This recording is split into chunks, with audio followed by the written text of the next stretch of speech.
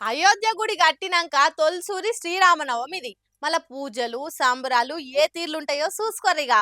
సీతారాముల లగ్గం జరపని ఊరుండది. మళ్ళా రాముడు పుట్టిన అయోధ్య అంటే ఎట్లా ముస్తాబై ఉంటుండొచ్చు.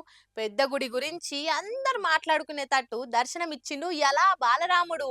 మళ్ళా మనం కూడా కళ్ళ నిండా చూసేద్దాం పాండ్రి.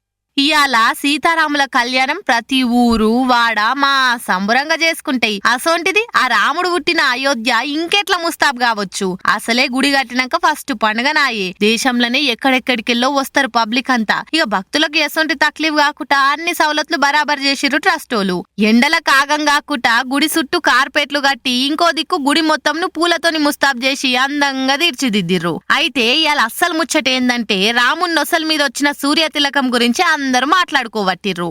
అసలు ఈ సూర్య తిలకం ఎట్లొస్తుందో తెలియక భక్తులంతా కన్నార్పకుట ఇలా బాలరామునికి దిష్టి దాకేటట్టే చూసిర్రు. ఇప్పుడు అయోధ్య రాముని గుడి 3 అంతస్తులల్లా ఫస్ట్ అంతస్తు పనే ఓడిసి ఇంకా కడమ 2 అంతస్తుల పని నడుస్తూనే ఉన్నది. ఈ సూర్య తిలకం కోసం 3వ అంతస్తుల బయటి దేశంలో నుంచి తెప్పించిన అద్దాలను వేర్చిర్రు. అప్పుడు ఆ సూర్య కిరణాలు అండ్లబడి 2వ అంతస్తు నుంచి గ్రౌండ్ ఫ్లోర్ లో గర్భగుడిలున్న బాలకరామ్ విగ్రహం నొసల మీద పడి సూర్య తిలకం వచ్చిందన్నట్టు. మళ్ళా ఇది ఎట్లా పడితే అట్లా కాదు. ఆ సూర్యుని రాక కిరణాలు ఇవన్నీ లెక్కగట్టే అద్దాలను కరెక్ట్ గా మర్చిర్రు. 58 మిల్లీమీటర్ల పొడవు 3 నుంచి 4 నిమిషాల సేపు సూర్య తిలకం ఎలా దర్శనం ఇచ్చింది. అంటే ప్రతి సంవత్సరం శ్రీరామనవమి రోజు మనం ఈ అద్భుతం చూస్తాం. ఇక ఈ దర్శనం మళ్ళా కావాలంటే మళ్ళొచ్చే శ్రీరామనవమి దాకా ఎదురు చూడాలిగా. మా పార్టీ గెలిస్తే గీ పనులు చేస్తాం, గీ హామీలు నెరవేరుస్తాం అని చెప్పుడే కాకుండా పక్క పార్టీల మీద కూడా 7 దోషుల ఎర్రమన్నెత్తి వస్తుంటారు లీడర్లు.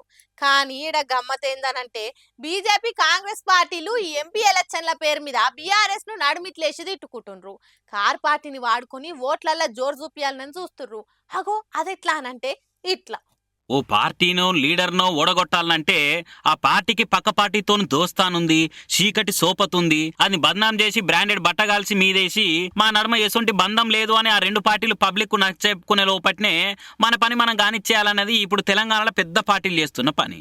బీజేపీ కాంగ్రెస్ 2 పార్టీలు ఉండి కార్ పార్టీ బేకార్ పార్టీ అని చెప్పుకుంటా కేసీఆర్ ను విలన్ లెక్క జనాలకు చూయించి ఇన్ని రోజులు అరచేతిలో వైకుంఠం చూయించిండు. మళ్ళా ఓటేస్తే కైలాసంలో పామింగినట్టే అని చెప్పుకొచ్చి మొత్తానికి అసెంబ్లీ ఎలక్షన్లలో గులాబీ పార్టీ చేతికి పవర్ రాకుండా చేసినాయి. ఇప్పుడు ఎంపీ ఎలక్షన్ల పేరు మీద కూడా మళ్ళా అదే ఫార్ములాను ఫాలో అయ్యే పనుల పడి బీఆర్ఎస్ ను వాడుకునే తట్టు కొడుతున్నాయి. బీఆర్ఎస్ అనేది ఓడిపోయిన పార్టీ, జనాల వ్యతిరేకత ముళ్ళల కొద్ది మూట కట్టుకున్న పార్టీ. ఇప్పుడు ఆ పార్టీతో సోపతున్న పార్టీ అని చెప్తే ఆ పార్టీని కూడా జనాలు పక్కకు పెడతారన్న ప్లాన్లు ఉన్నట్టు కొడుతుంది బీజేపీ కాంగ్రెస్. బండి సంజయ్, లక్ష్మణ్, కిషన్ రెడ్డి ఇట్లా కమలం పార్టీ పెద్ద లీడర్లు అందరూ బీఆర్ఎస్ కాంగ్రెస్ ఒకటే. ఇద్దరు లోపల జాంజిగిరిలే, బయటికి మాత్రం ఉప్పు నిప్పు లెక్క చేస్తుంటారని మస్తు ఉదాహరణలు ముంగటేసుకుంటారు. ఇంకో దిక్కు రేవంత్ ఇంకా కడమ కాంగ్రెస్ లీడర్లు కూడా ఉండి బీజేపీ బీఆర్ఎస్ ఒకటే, బీజేపీకే ఓటేయరు అనుకుంటా బీఆర్ఎస్ వాళ్ళు సీక్రెట్ గా పెద్ద వ్యవహారమే నడుపుతారు అనుకుంటా చెప్తారు. లిక్కర్ స్కామ్ కేసులు అరెస్ట్ అయిన కవితకు బెయిల్ ఇప్పించి బయటికి తెస్తందుకే బీజేపీతోని బీఆర్ఎస్ సోపతి నడుపుతుందని కాంగ్రెస్ వాళ్ళు చెప్పే మాట.